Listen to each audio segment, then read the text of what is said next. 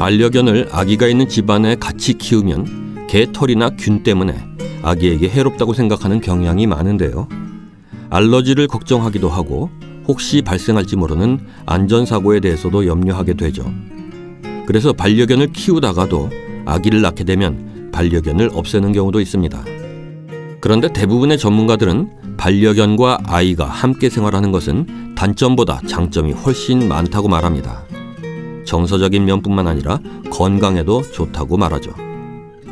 네, 오늘 정보톡톡에서는 여러분이 이미 많은 자료들을 통해서 상식처럼 알고 계시겠지만 반려견을 아이와 함께 키우는 것이 왜 건강에 이로운지를 종합 정리하는 차원에서 설명해드리고, 아울러 아이와 반려견을 함께 키울 때 어떤 것들을 유념해야 하는지를 알아보겠습니다. 핀란드에서 실시한 연구 결과를 보면 강아지와 함께 지낸 아기가 그렇지 않은 아이들보다 더 면역력이 좋아졌다고 합니다. 반려견들에게 접촉할 수 있는 여러 항원이 면역력을 형성하는 임파구를 증가시키고 그 덕분에 아이의 면역력이 증가한 것이죠. 또 반려견과 함께 자란 어린이가 그렇지 않은 어린이보다 호흡기 질환이나 알레르기가 생기는 비율이 낮다고 밝혀졌습니다. 열, 코막힘, 비염 등의 호흡기 질환에 걸릴 확률이 30% 정도 더 낮았고요. 귀병에 걸릴 확률은 50% 정도 낮았다고 하죠. 그리고 강아지가 있는 가정의 아기들은 항생제 사용률도 29% 정도 낮았다고 합니다. 지나치게 깨끗한 실내 환경에서 자라게 되면 오히려 면역력이 떨어진다고 하는 기존의 연구 결과와 일맥상통하는 결과이기도 하군요. 미국 조지아 대학 소아과 의사인 데니스 오은비의 연구에서도 비슷한 결과가 나왔다고 합니다. 반려동물이 아이들과 함께 놀고 핥음으로써 동물의 박테리아가 아이에게 옮겨가서 알러지원에 대해 대응할 수 있도록 면역체계를 변화시키기 때문이라는 게 오은비의 분석이죠. 위험도가 낮은 반려견의 항원에 노출된다면 훗날 위험한 질병에 걸렸을 때 몸이 적절하게 대응할 수 있다는 겁니다. 반려동물이 천식 예방에 도움이 된다는 주장도 있는데요. 스웨덴 웁살라 대학 연구팀은 100만 명의 어린이를 대상으로 조사한 결과 반려견과 함께 지내는 어린이가 그렇지 않은 어린이보다 15%가량 천식 발생 위험이 낮았다고 밝혔습니다. 또 태어날 때부터 2마리 이상의 동물을 기르면 아이의 면역력이 아주 강해진다고 하는 미국 의사협회의 논문도 있습니다. 논문 내용을 보면 신생아가 태어나자마자 집안에 개나 고양이 2마리 이상을 적어도 1년간 아이와 함께 지내게 하면 6, 7년 후 아토피성 피부염이나 알러지성 비염이나 천식에 걸릴 확률이 반으로 줄어든다고 합니다. 이렇게 자란 아이들은 동물 털뿐만 아니라 먼지, 진드기, 바퀴벌레, 곰팡이, 꽃가루, 오염된 공기 등 각종 알러지 요인으로부터 자유로워진다고 하는군요. 애완동물의 털에는 많은 알러지 유발 물질이 소량 묻어오게 되는데요. 이러한 알러지 유발 물질을 매우 적은 양씩 갓난아기 때부터 접촉하면서 어느덧 면역이 생기게 된다는 거죠. 이 밖에 개털 때문에 걱정하는 분들도 많은데요.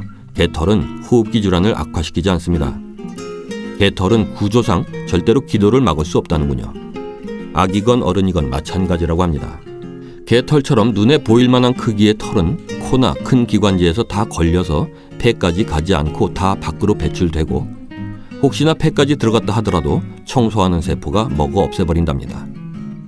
만약 폐렴이나 기관지염처럼 기도가 건강하지 못한 상태라도 외부에서 들어오는 먼지로 인해서 기도가 막히는 경우는 거의 없습니다. 주로 기도 내에서 분비되는 가래에 의한 기도 폐쇄가 대부분이죠. 천식이나 폐질환이 있는 분들에게는 눈에 보이는 개털보다 보이지 않는 공기 중 오염물질, 먼지, 진먼지, 진드기가 훨씬 해롭습니다.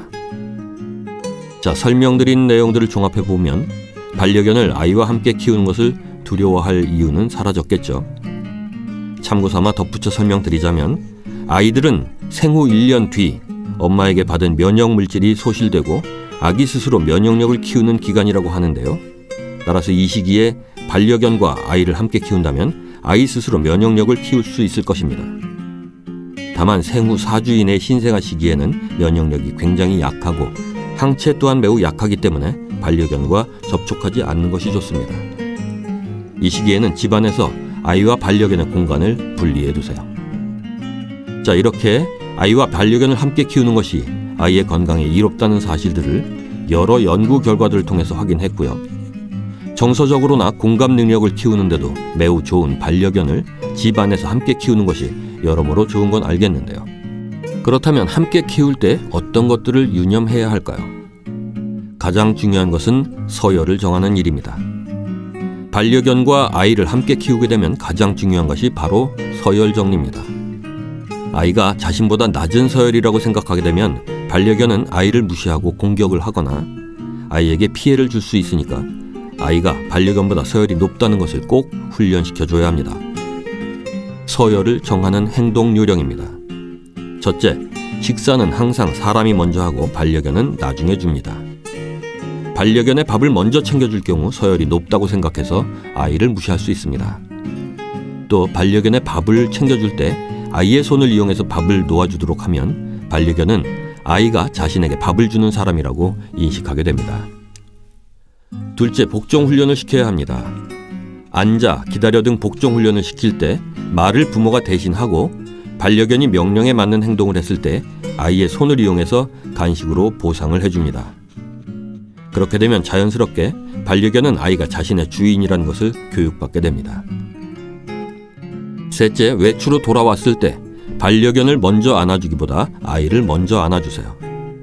아이를 먼저 안아주고 난 뒤에 강아지를 안아주는 훈련만으로도 반려견은 아이를 자신보다 높은 서열에 위치해 있다고 인식하게 됐고 아이에게 복종하며 사이좋게 지낼 수 있습니다. 넷째, 아이가 반려견의 꼬리를 잡아당기는 행동은 하지 못하게 하세요. 아이는 자라면서 반려견에 대한 관심과 호기심이 많아지다 보면 꼬리를 잡아당길 수도 있는데요. 반려견은 꼬리를 잡아당기는 행동을 싫어합니다. 반려견이 밥을 먹거나 움직일 때 꼬리를 잡아당기면 공격으로 받아들일 수도 있습니다. 아이에게 반려견의 꼬리를 잡아당기면 안 된다는 교육을 꼭 해줘야 합니다.